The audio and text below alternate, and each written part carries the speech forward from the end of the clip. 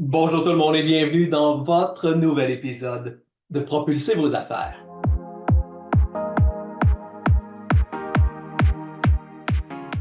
Cette semaine, nous rencontrons un entrepreneur d'expérience, avant-gardiste et audacieux qui est passionné par tout ce que l'être humain peut accomplir.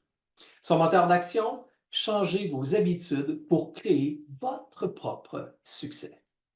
C'est un homme au parcours surprenant et inspirant qui a la conviction que nos épreuves et nos peurs ont le pouvoir de changer nos vies, mais tant et aussi longtemps que nous sommes prêts à relever le défi. D'ailleurs, c'est exactement ce que lui a su faire. Il est auteur, conférencier, coach de haute performance. Veuillez accueillir mon ami, mon collègue, Jean-Pierre Baudouin. Jean-Pierre Baudouin, salut mon ami, comment ça va?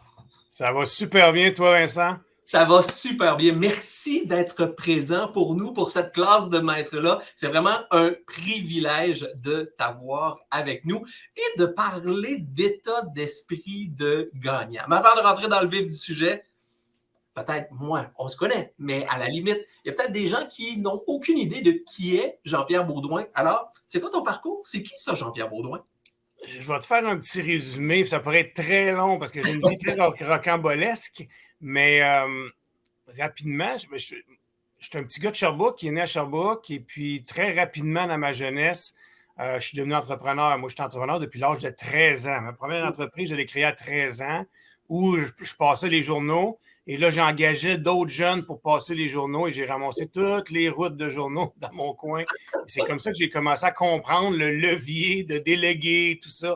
Fait que ça vient de très loin. Et puis, ma première compagnie, corporation enregistrée, je l'ai partie, j'avais 16 ans, je n'avais pas le droit de le faire moi-même parce que j'étais trop jeune. Donc, j'ai pris un de mes amis de 18 ans pour mettre ça à son nom. Puis, ça a parti comme ça. Fait que je suis devenu un entrepreneur en série au travers les années. Donc, j'ai parti plein d'entreprises en plein de domaines, dans l'hôtellerie, des restaurants, dans le milieu du spectacle. Ma grosse chose, c'est vraiment le milieu du spectacle où j'ai été depuis 35 ans un producteur à grand déploiement, d'événements à grand déploiement.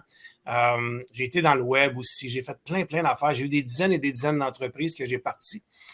J'ai fait des millions de dollars de chiffre d'affaires. J'ai eu des centaines d'employés dans mon pic. Là, dans mon pic, c'est un grand mot, là, mais dans une période très, très occupée de ma carrière d'entrepreneur, j'avais près de 400 employés. On tournait une dizaine de millions de chiffre d'affaires. C'était rendu très gros.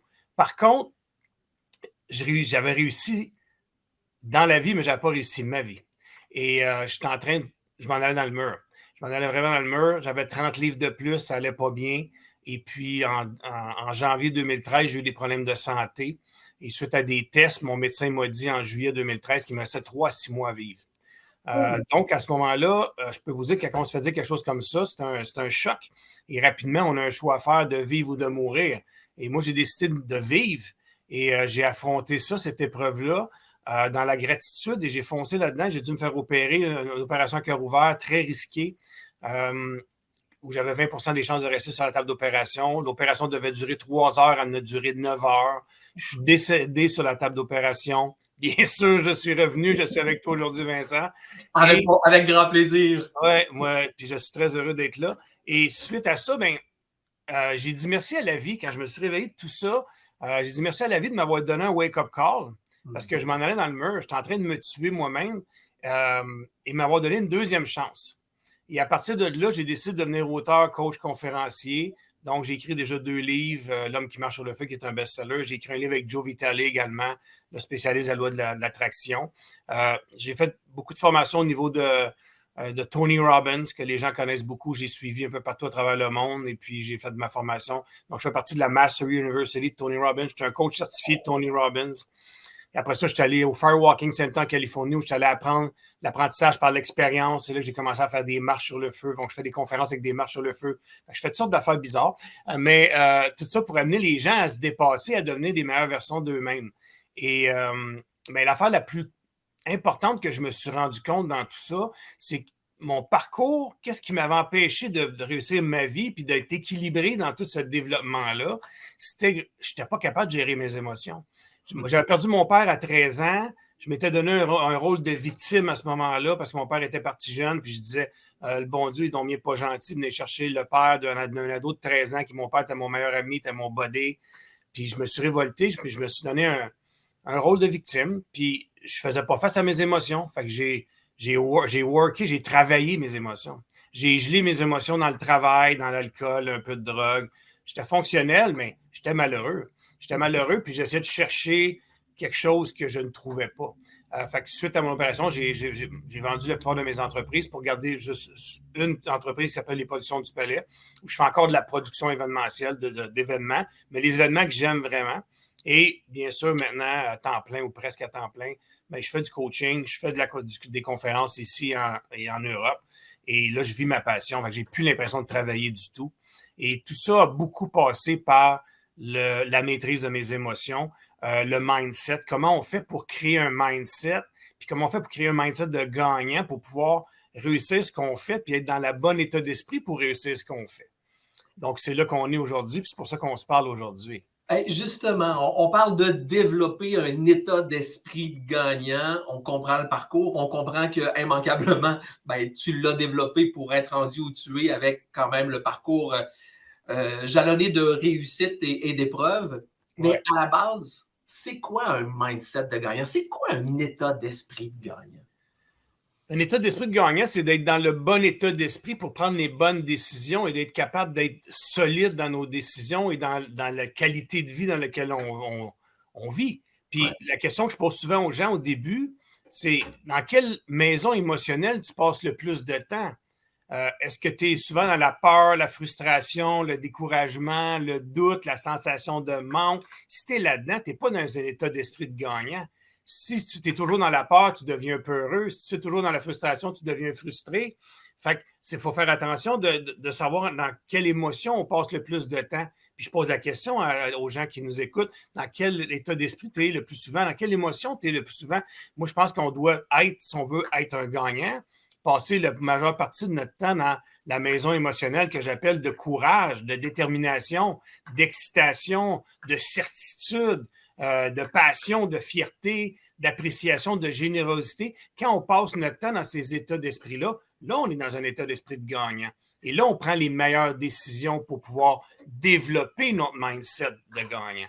Souvent, ça me rappelle, souvent, moi, avec mes clients, je dis, pour être en mesure de bien avancer, de bien progresser, de bien évoluer, il faut apprendre à être témoin de soi-même, devenir le temps de se regarder pour voir on est où, on est comment. Souvent, quand on a le nez collé, je dis souvent sur les opérations ou sur le faire les choses, mais on perd ce recul-là, on perd cette perspective-là et on n'écoute pas effectivement notre mindset, nos émotions, on n'écoute rien. Donc, c'est là où moi je dis souvent, essayons de développer notre regard de nous-mêmes, bref, de devenir témoin de nous-mêmes. Est-ce que c'est un peu comme ça qu'on est en mesure de mieux identifier, on est-tu dans les émotions de frustration ou on est dans les émotions de gagnant? Exactement, parce que souvent les gens, comme tu dis, moi je dis toujours, on est trop proche de l'arbre, on ne voit pas la forêt. Ouais. Les gens, souvent, ben, vite, ils sont tous dans leur tête. Moi je dis toujours, if you stay in your head, you're dead. Si tu restes dans ta tête, tu es mort. Il faut que tu sois capable de descendre dans les émotions, que tu sois capable de dealer avec ça. Puis moi, je dis tout le temps, porter attention. Porter attention à 100% à comment tu te sens, aux mots que tu utilises, à comment tu bouges, à qu'est-ce que tu dis, à quoi tu penses. Parce que tout ça vient qu'à créer qui tu es. Puis, dans l'état émotionnel où tu vas passer le plus de temps, tu vas devenir exactement ça. Fait que si tu portes attention, puis tu fais attention, puis tu casses les schémas qui t'amènent vers des mauvais états d'esprit, mais à un moment donné, tu ne retourneras plus dans ces vieux schémas-là. Donc, c'est de cette façon-là qu'on peut travailler. Mais c'est comme tu dis, c'est très important de se regarder. Moi, je suis toujours, prenez de la distance, puis regardez-vous fonctionner. Alors, regardez-vous penser. Et là, vous êtes capable de regarder ce que vous faites, puis d'interagir. Que si on est trop dedans, on ne voit rien, on ne voit pas nos erreurs, on ne voit pas notre état d'esprit, on ne voit pas nos émotions. Et moi, c'est comme ça que je suis allé dans le mur. J'étais tac, tac, tac, tac, tac, focus. Oui, réussi dans les affaires, réussi dans les affaires, juste ça, mais pas de vie, pas d'équilibre. J'étais malheureux. C'est pas ça qu'on veut. Personne ne veut ça. Moi, je ne souhaite à personne de vivre ce que j'ai vécu. Non, je comprends et pareillement, mais c'est là où moi je dis souvent, il faut être conscient de l'humain derrière l'entrepreneur, l'humain derrière les affaires. C'est hyper important parce que c'est le moteur. Si nous, on n'est pas là, tu sais, souvent, la clientèle auquel on parle aujourd'hui, les gens sont souvent des travailleurs autonomes, sont aussi peut-être des micro-entrepreneurs, ben, ils sont le moteur de leur business. Donc, si on ne fait pas attention à ce moteur-là, c'est-à-dire l'humain derrière la business, ben, malheureusement, on risque effectivement de frapper un mur. Tu C'est ça, parles de... Oui, je suis totalement d'accord avec toi. Puis juste parenthèse, tout à l'heure, oui, je parlais des grandes entreprises, des millions de dollars, des centaines d'employés. Moi, je suis passé par là ouais. pour passer de 400 employés à, en ce moment, je suis descendu à 3 ou 4 Hum, parce que c'est ça le meilleur équilibre. Puis ça m'empêche pas de faire des bons chiffres puis de très bien vivre. Puis, parce que des fois, les gens disent ouais, mais là, tu fais des grandes affaires. Oui, mais elle n'est peut-être pas là, peut-être pas là l'équilibre, elle n'est peut-être pas là le bonheur, la passion, le vivre les vraies affaires. Fait que les micro-entrepreneurs, moi, je trouve ça génial que puis vous créez vous-même votre réalité puis votre vie. Puis l'équilibre, puis le bon équilibre de vie, je pense qu'elle se passe plus à ce niveau-là. Puis la nouvelle façon de faire les affaires, c'est vers là qu'on s'en va. je suis totalement en accord avec toi. Alors, si on revient à cet état d'esprit-là, tu as commencé à nous en parler un peu. Hein? Tu nous as dit qu'il faut faire attention à comment on parle, comment on se comporte, comment on se regarde. Tu parles tout le temps de 3 forces importantes lorsqu'on parle de gérer un état d'esprit, de développer un état d'esprit de gagnant. C'est quoi ces 3 forces-là? Ouais, moi, je travaille toujours avec le triangle émotionnel. Le triangle émotionnel, il est composé de 3 éléments qui créent dans quel état d'esprit tu es en chaque moment de ta vie. Puis moi, je fais des conférences qui s'appellent Maîtrise tes émotions et tes peurs et fais le premier pas vers l'atteinte de tes objectifs. Et c'est drôle parce que quand je vais en Europe, les premières fois que j'allais en Europe, souvent les Européens me disaient on ne peut pas maîtriser nos émotions, il faut les accueillir. Moi, je suis d'accord, il faut accueillir nos émotions. Par contre, moi, je ne veux pas être la victime de mes émotions, je veux être le maître de mes émotions. Parce que qu'est-ce qui est important de comprendre, c'est qu'on crée nous-mêmes nos émotions. On crée nos émotions parce que les événements qui nous arrivent dans notre vie n'ont aucun sens autre le sens qu'on leur donne. Et le sens qu'on leur donne détermine comment on va se sentir par rapport à ce qui se passe dans notre vie. Donc, pour être capable de contrôler notre état d'esprit, notre mindset, on doit travailler sur les 3 éléments qui sont la physiologie, le focus et le langage. Et à n'importe quel moment, si on fait un changement drastique dans un des 3 éléments, on est capable de changer comment on se sent. On est capable de se ramener dans notre mindset de gagnant, dans notre mindset de performance ou d'équilibre, comme on veut l'appeler. Donc, c'est super important. Et c'est toujours un mélange des 3 qui nous amène dans un état d'esprit X, Y, Z. Donc, des fois, quand on travaille sur des projets, on devient découragé. Mettons un exemple concret, quelqu'un qui travaille est en train de développer son entreprise, puis souvent, il bloque à tel endroit, puis là, il commence à se sentir moins bien, puis il tombe dans un mauvais état d'esprit.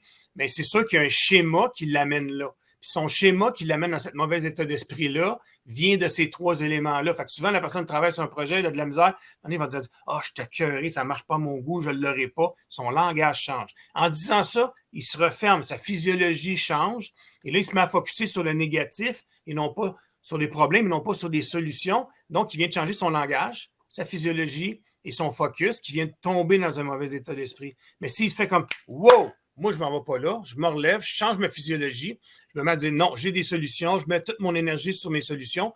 Il est capable de se ramener dans un bon état d'esprit de gagnant et là, d'être capable d'être à bonne place. Donc là, on va regarder les 3 éléments de façon séparée. Le premier élément que je trouve hyper important, c'est la physiologie. Fait que la physiologie, c'est notre corps. Notre corps, on en a juste un. Puis comme j'ai dit tout à l'heure, le privilège de vieillir n'appartient pas à tous. Hein? Moi, j'en suis la preuve. J'ai passé proche de ne pas être ici aujourd'hui. Donc, il faut faire attention à notre corps. Et notre corps, c'est notre respiration. C'est comment on bouge. Tout ça a un impact sur comment on se sent. C'est juste un exemple concret. Des fois, quand on se sent moins bien, on fait juste arrêter. Ouais. Prendre 3 grandes respirations, puis oups, on change d'état d'esprit. On change notre focus de place. Donc, portez attention à votre respiration, portez attention à comment vous bougez. Ça a un super impact sur comment vous allez vous sentir. Et bien sûr, quand on se sent un peu moins bien, tu es au bureau, tu es en train de travailler, tu es tout seul en train de développer ton entreprise, tu t'en vas vers un peu moins un esprit de gagnant, puis tu commences à tomber dans un mauvais état d'esprit, mais mets tes sneaks, va-t'en à l'extérieur, va prendre une marche, va faire une petite course. Quand tu reviens, ton état d'esprit est plus pantoute la même. Là. Ça change comme ça. Tu sais, ma grand-mère, elle me disait toujours quand j'étais jeune, on allait voir ma grand-mère quand j'étais jeune, puis on lui disait j'ai mal à la tête.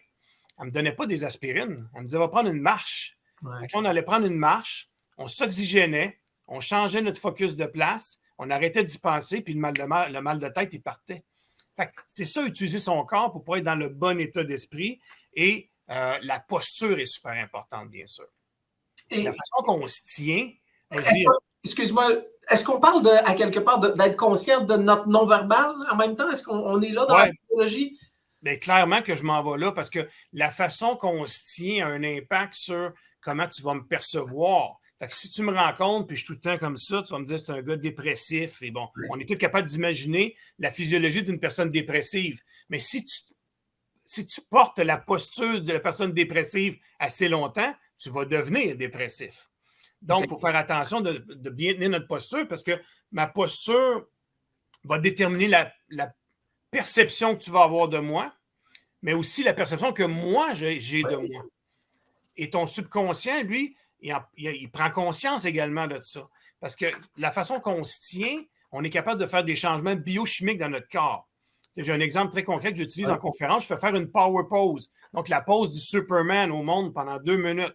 Puis, il y a une étude qui a été faite par Amy Cuddy. Si les gens veulent aller voir, c'est Amy Cuddy, A-M-Y, C-U-D-D-Y. C'est le TED Talk le plus écouté au monde. Et elle parle de la power pose, mais elle parle du body language aussi. Puis dans ses recherches, elle a prouvé qu'en faisant une power pose 2 minutes par jour, donc mettre les mains sur les hanches, puis juste se mettre en demain comme Superman, 2 minutes par jour, ça augmente ta tolérance au risque de 33%. Ça diminue ton cortisol, ton hormone du stress de 25%, puis ça augmente ta testostérone de 20%. En faisant ça 2 minutes par jour. Fait imaginez si à chaque minute de votre journée, vous portez attention à comment vous vous tenez, comment vous respirez, tout l'impact que ça peut avoir sur vos performances et sur votre mindset de gagnant, c'est extraordinaire. Ça, c'est une prescription incroyable avec un côté ludique fou. À partir de maintenant, gang, on fait la position de Superman 2 minutes par jour. Hey, comment, c'est extraordinaire. Les études scientifiques le prouvent qu'à quelque part, on devient meilleur en faisant ça. Ne serait-ce que ça peut nous donner des ailes et faire en sorte de faire passer notre entreprise au niveau supérieur. Donc, physiologique, Superman, moi, j'adore ça. Clairement. Puis moi, je mets au défi tout le monde qui vient à mes conférences, je mets au défi de le faire, puis je leur fais faire dans la salle, et tu vois l'état d'esprit des gens changer automatiquement. Premièrement, tu te mets à rire, tu te mets à sourire. Puis moi, je dis toujours au monde, chaque matin en te levant, fais 2 minutes de power pose devant le miroir en sortant de la douche. Tu vas rire, tu vas sourire, ça va te faire du bien. Puis les sourires aussi, ça fait du bien. Le subconscient aime que tu souris, que tu sois de bonne humeur, puis il veut que tu répètes ça. Puis il te permet d'être plus performant à ce moment-là. Puis en plus, quand tu es dans une physiologie, puis tu arrives devant un meeting, tu as une rencontre à faire pour signer une entente, puis tu arrives, puis tu serres une bonne poignée de main. Fait que ton body language est important, tu te tiens bien droit, tu regardes droit devant, tu sais exactement ce que tu t'en vas, ça a un impact clair, net et précis sur la perception de l'autre va avoir de toi, mais la perception que toi, tu vas avoir de toi et la confiance en toi que tu vas être capable de sortir. Fait que fake it until you become it. Fais semblant d'être qui tu veux être jusqu'à temps que tu le deviennes.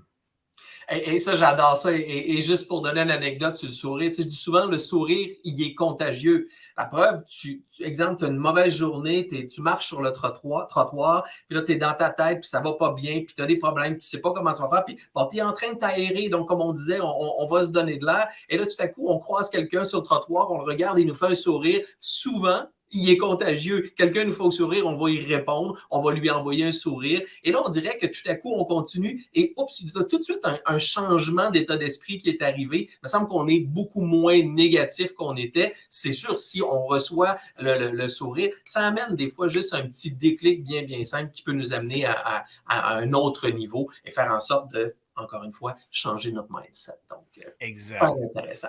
OK, donc la première force, on le comprend, la physiologie, c'est-à-dire notre posture, notre façon de se tenir et la prescription numéro 1 du docteur Jean-Pierre Baudron. Faire le Superman le matin dans notre miroir. Si on passe maintenant à la deuxième force, c'est-à-dire du triangle émotionnel que tu appelles, on parle de quoi? On parle du focus. Le focus, où on met notre attention, ça prend toujours de l'expansion. Fait que souvent, les gens mettent leur attention sur ce qu'ils n'ont pas, au lieu de mettre l'attention sur qu'est-ce qu'ils ont. Ils mettent leur attention sur le passé, au lieu de mettre leur attention vers où ils veulent aller. Et tout ça fait de grandes différences par rapport à comment tu vas te sentir. Si tu es toujours en train de te mettre dans le doute du manque du passé, mais tu tournes dans un état d'esprit de sensation de manque, comme je parlais tout à l'heure. Donc, il faut que tu sois toujours en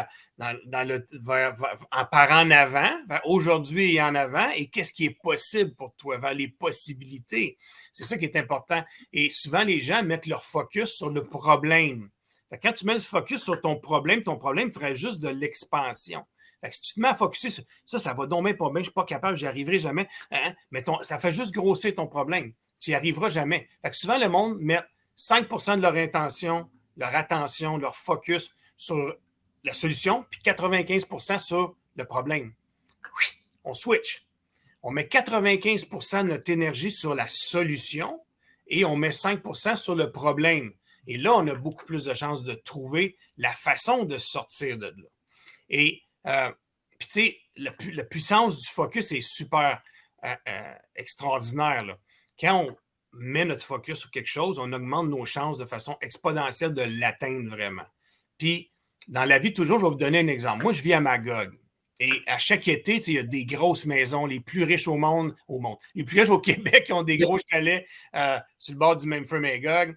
Puis, la fin de semaine, ils descendent par l'autoroute 10 puis ils s'en viennent vers Magog. Fait que là, il y a des Porsche, des Lamborghini, les plus gros chars là, qui sont performants, là, qui s'en viennent sur l'autoroute. Puis l'autoroute 10 entre Montréal-Sherbrooke, c'est assez droit. Là. Ouais. Puis à chaque année, il y en a 2-3 qui rentrent le voiture performante dans le poteau de lumière. Fait que, je dirais que c'est pas drôle, mais... Non, mais c'est pas drôle, mais c'est quand même drôle parce que tu dis, il y a un poteau de lumière à tous les kilomètres. Puis tu réussis à mettre ton char qui est le plus performant au monde alentour d'un des poteaux, mais tu as 1 kilomètre entre chaque pour ne pas l'atteindre. Fait que pourquoi les gens atteignent le poteau?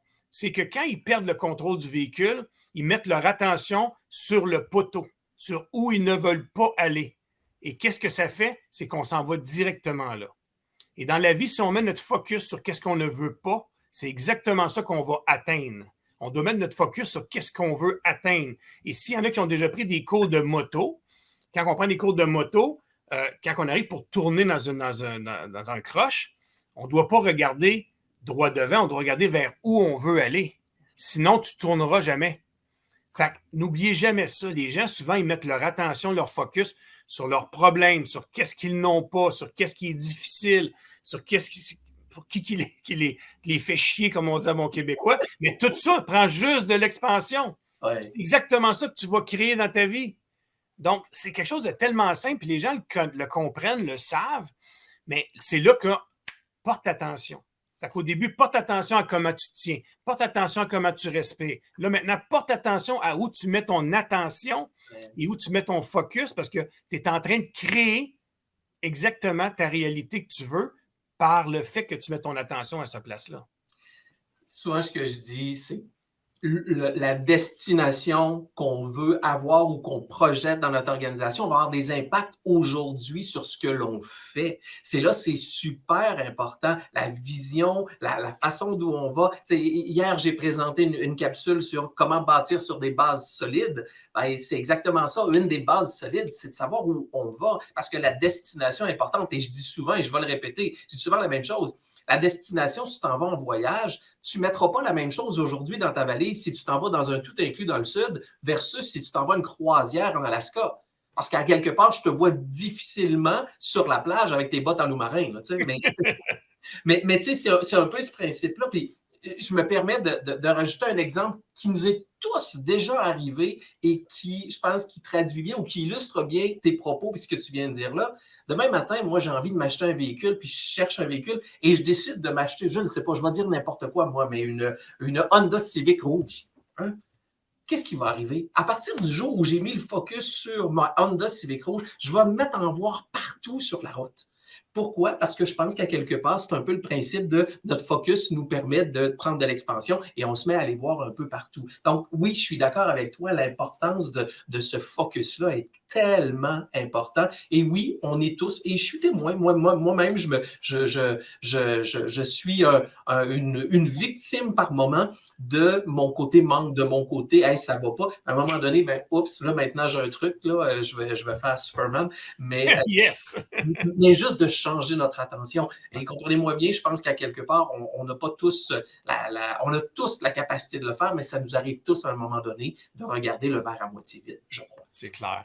Puis, c'est juste un autre petit exemple par rapport au focus que j'aime beaucoup, là. Si tu pars de Montréal en avion et tu t'en vas à Hawaï, Ouais. mais si tu pars et que tu te trompes de 1 millimètre dans l'angle de ton focus, Ouais. tu n'arriveras jamais à Hawaï. Tu vas Ouais. arriver dans plein milieu de l'océan. Fait que dans la vie, c'est important. Les petits détails sont importants dans ton focus, dans ta clarté de ton objectif, de ton qu'est-ce que tu veux atteindre, soit super clair. Mais une affaire qui est importante aussi, c'est que le capitaine d'avion, quand il part, il s'ajuste en chemin. Il faut être flexible. Fait que, oui, je sais exactement où je veux aller.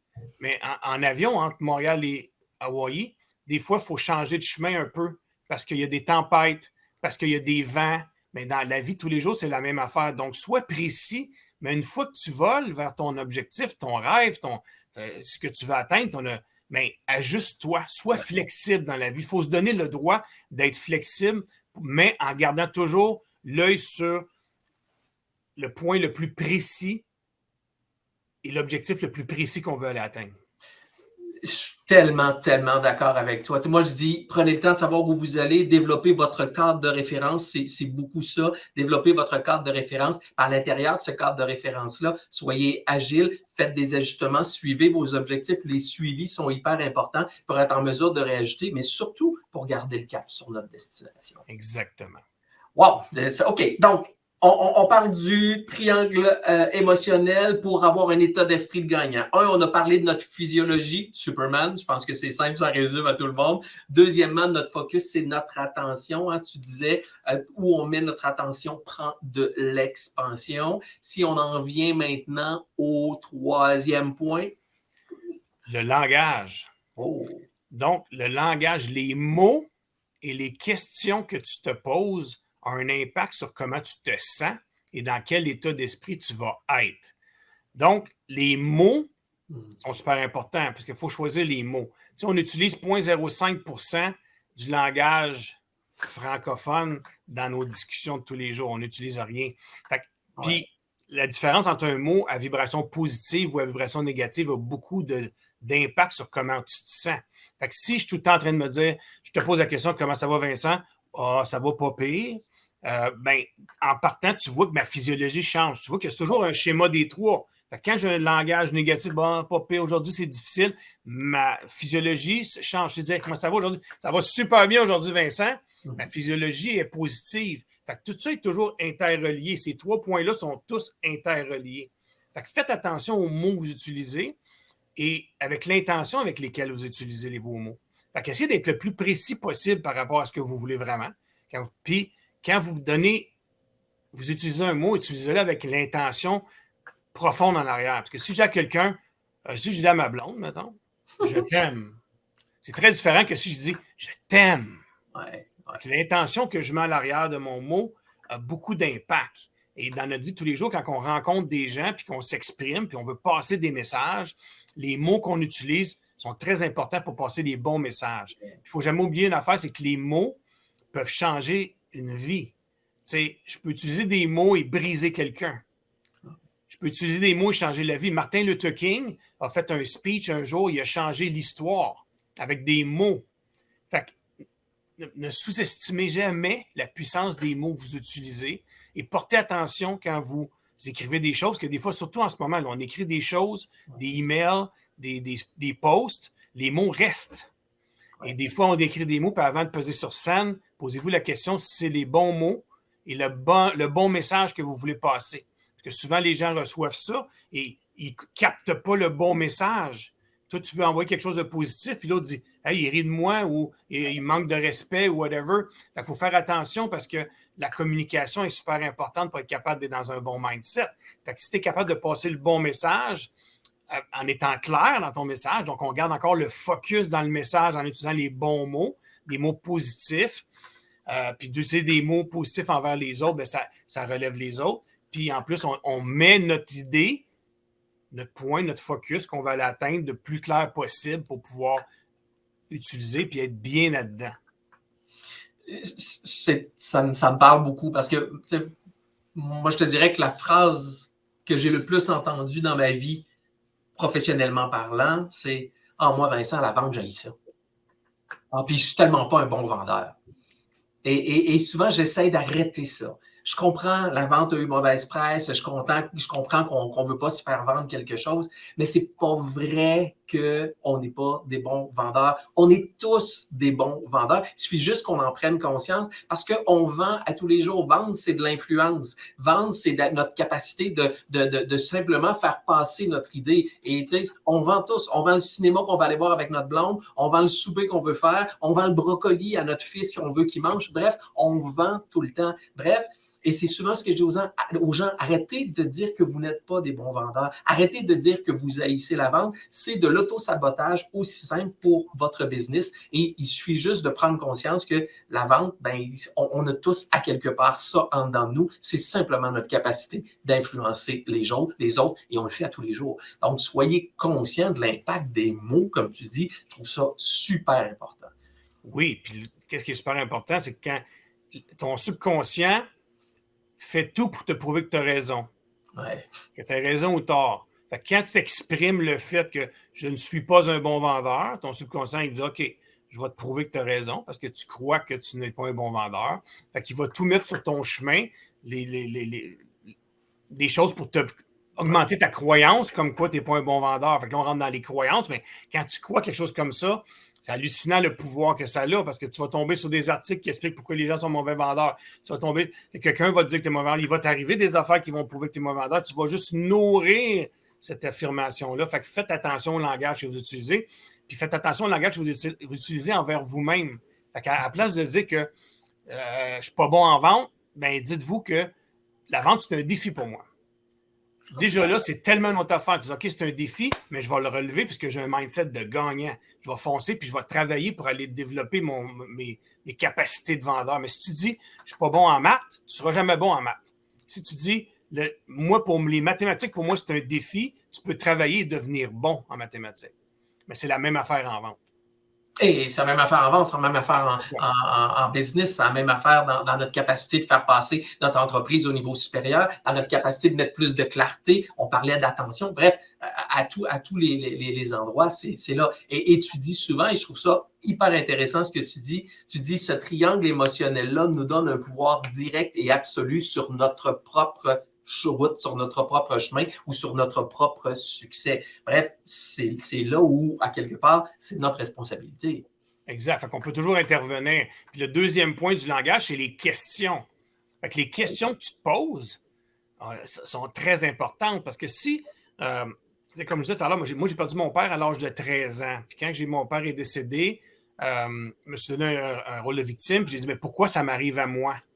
Fait qu'avec une question, pourquoi ça m'arrive à moi? Comment de gens qui se posent des questions comme ça? Pourquoi ça m'arrive toujours à moi?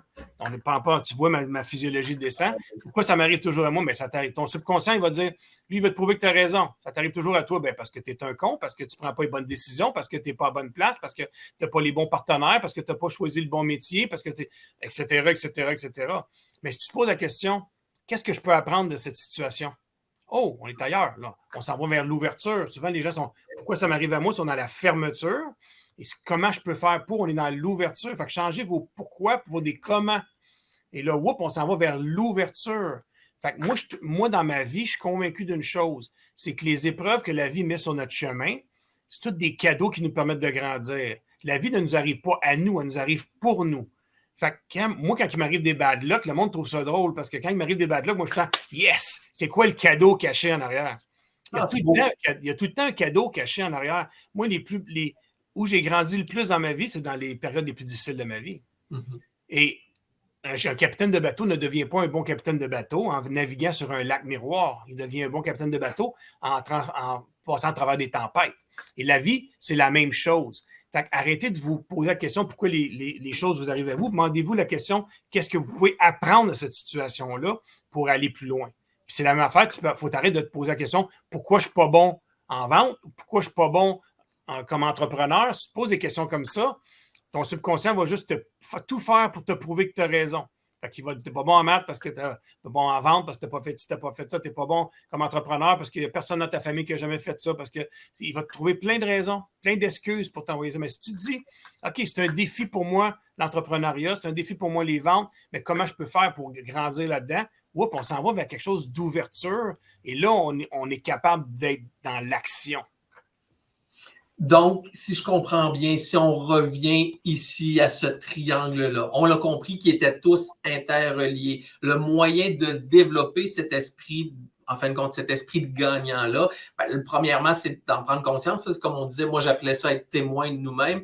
Mais deuxièmement, c'est d'être capable de transformer nos pourquoi en comment. Est-ce que, si demain matin, on a une chose à faire par rapport à ce triangle émotionnel-là pour reprendre, entre guillemets, le contrôle de nos émotions, ça serait quoi la première chose qui, selon toi, serait important à faire pour nous permettre de nous mettre sur la voie de devenir gagnant ou la voie du succès? Ça serait... L'affaire la plus importante, tu l'as dit avant moi, c'est d'être attentif à 100% à ce qui se passe dans ta physiologie, dans ton focus et dans ton langage. Et dès que tu vas être attentif de ça à n'importe quel moment, tu peux changer de façon drastique ta physiologie. Tu te rends compte que tu es en train de t'affaisser sur ton bureau puis tu ne respires plus. Wow! Lève-toi, bouge, saute 2 minutes sur place, prends 3 grandes respirations. Tu viens de changer ton focus. Ouais. Si tu t'écoutes parler et tu dis hey, j'arrête pas de me plaindre, j'arrête pas de dire des affaires négatives. Moi, je dis toujours ça. Ta gueule! Faut que tu dises à ton cerveau de fermer sa gueule puis de prendre le contrôle de ce que tu vas dire. Donc, prends le contrôle de tes mots. Décide qu'est-ce que tu veux passer comme message. Pose-toi des questions ouvertes. Après ça, pourquoi je mets mon focus sur ce problème-là qui m'est arrivé hier puis que ça fait... Mais j'arrête pas de repenser à ça, mais là, tu n'arrêtes pas de faire grossir quelque chose qui est du passé, bâti sur le futur, puis aujourd'hui. Tout ça, le but, c'est d'être attentif. Puis moi, regarde, triangle émotionnel, je l'ai dans le coup, je m'en suis fait faire un. Moi, je travaille là-dessus à tous les jours de ma vie. J'y pense continuellement parce que ça nous ramène à la bonne place. C'est comme ça. Moi, je ne me laisse pas le droit d'être plus que 90 secondes dans un mauvais état d'esprit. Fait que, toujours dans un bel état d'esprit, toujours dans un mindset de gagnant. Pourquoi pas? C'est possible. Il faut juste être attentif et prendre action en faisant un changement drastique dans un ou trois des éléments. Puis, boum, on change comment on se sent et on crée nous-mêmes notre mindset de gagnant à chaque minute de notre vie. Wow! C'est vraiment simple, mais avec une puissance incroyable. On les répète les trois, d'accord? Triangle émotionnel, on parlait de notre physiologie, c'est-à-dire notre façon dont notre corps fonctionne, donc de prendre conscience de notre posture. Bref, je vois Superman. Deuxièmement, tu disais le focus, donc notre attention. Décollons-nous le nez de l'arbre, comme on disait précédemment, et regardons vers où on va aller, parce que ce sur quoi on met de l'attention prend de l'expansion. Et troisièmement, notre langage. Soyons conscients de comment on parle. Est-ce qu'on parle plus à la négative? Est-ce qu'on parle plus à la positive? Bref, de prendre conscience de ça. Et tu disais quelque chose d'intéressant, transformer nos pourquoi, c'est-à-dire une attitude plus de victime, vers une attitude de comment, qui est une attitude beaucoup plus d'ouverture et d'apprentissage. Génial. J'adore ça. Merci, Jean-Pierre. Merci vraiment. Incroyable comme encore une fois, comme puissance derrière ce triangle émotionnel. Bien, merci. Très beau résumé, Vincent. Et ça a été un plaisir de partager ça avec toi. Jean-Pierre, si les gens veulent te rejoindre, veulent aller voir qu'est-ce que tu fais, on se positionne où? Premièrement, probablement ici même dans le bas de l'écran, ton site internet, jpbaudouin.com. On peut te rejoindre comment, à part que par ton site internet? Je suis partout sur LinkedIn, sur Instagram, sur Facebook. Jean-Pierre Baudouin, coach conférencier au niveau du Facebook. Donc, je suis sur tous les réseaux. Venez me voir. Il y a plein de contenus gratuits sur un peu partout. Et puis, ça va me faire plaisir de croiser des gens. Et je te dis encore un grand merci, Vincent, de ce partage. Toujours une joie d'échanger avec toi. Un immense merci à toi, mon ami. Vraiment, ce fut très instructif et encore une fois, je répète le mot puissant, développer un état d'esprit de gagnant. Jean-Pierre, merci infiniment.